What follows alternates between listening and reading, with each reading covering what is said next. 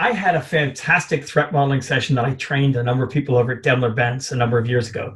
So I went over to Essen, Germany, and I spent 3 days training them. And on the third day, what I did was I said, we're going to get together. We're going to take one of your self-driving cars and we're going to threat model the self-driving car. Oh, yeah.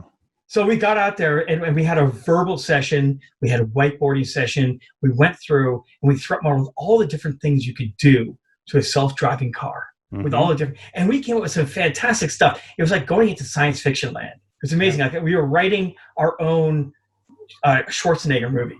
I mean, he's a bit old, but you know what I mean? It's like, sure, yeah. or Sylvester Stallone. You know what I mean? It's like a science fiction. I guess it'd be Colin, not Farrell. Colin Firth?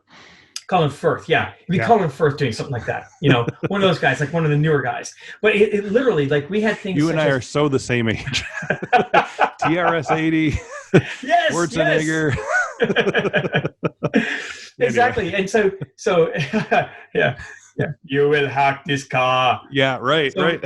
they had a wonderful attack where we said one of the threat model outputs was, what if we could break into the radio signals? We could convince all, because one of them said, but what they're planning on doing is they're creating radio signals. So if you have an ambulance and it goes flying through the town, all the lights change. Yeah, right. And the ambulance goes straight through. Great idea. Let's hack it. So we went there, and the threat was we hack into that signal, and I won't go into any detail about how we did it, but we broke into how we'd hack into that signal, and we convinced all the lights that we actually were an ambulance, but we were actually just finished robbing a bank. Oh, yeah. And we tore off, and we did the whole thing right there. You know, and it was almost like there was a movie just recently came out with Gerald Butler about robbing one of the Federal Reserves over in L.A. Okay. And I forget the name of it, but it was almost like that. Like all the lights changed, you know, in our threat model, and we got underneath we went underneath a bridge where the radio signal wouldn't go. We switched over cars and the whole thing right there, and it was fun.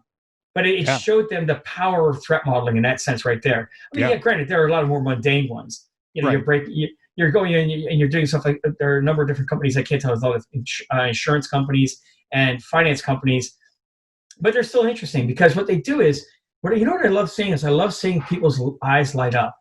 Yeah. When we go through and I say whiteboard it. Okay, walk me through this. Okay, you as a team tell me what you think is important on that board. And they tell me, and I sit back and I let them tell me, okay, we're finished with that. Now, let's walk through this and let's see what kind of holes we can poke in. And also be like, oh, I didn't realize that could happen.